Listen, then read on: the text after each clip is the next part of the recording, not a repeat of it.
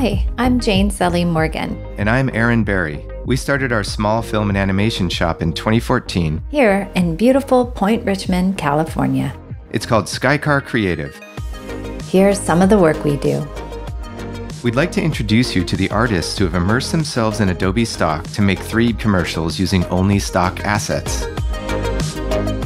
Hi there, my name is Arlie Cornell. I'm an animator and illustrator based out of Boise, Idaho. And I love making character animations, motion graphics, and illustrations. And I'm stoked to be a part of this Make It Happen series with Adobe Stock. I first received this style frame from a super talented designer named Yoonha Choi. And when I first took a look at the frame, I was really excited by all the super vibrant, colorful elements in the scene, and was also pretty stoked to learn that it was made entirely with Adobe Stock. I approached it from a couple different angles. Some of the elements in the foreground were very prominent, and I knew that anything that is living is gonna have to be more animated than some of the more non-organic parts. So I focused first on the plant life as well as the animals in the scene. I know that Adobe Stock has a lot of different options in terms of what you can just replace a still image with.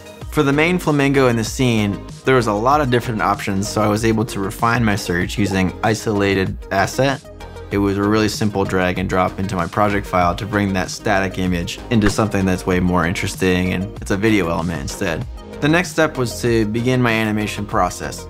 Basically, my approach was I wanted the leaves to unfold from the center like they're blossoming from the inside, much like a leaf opens up from the center in the natural world.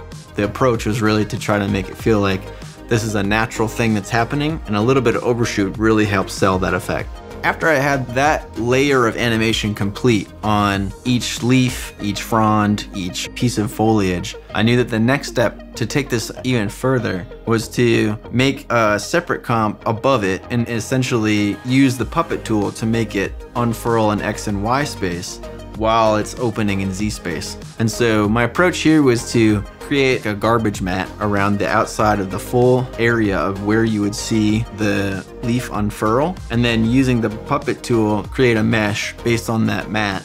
Once we have a few pins in place, we're able to animate the foliage in X and Y as well as in Z space, so that we have this fully dynamic unfurling effect happening on each animated element.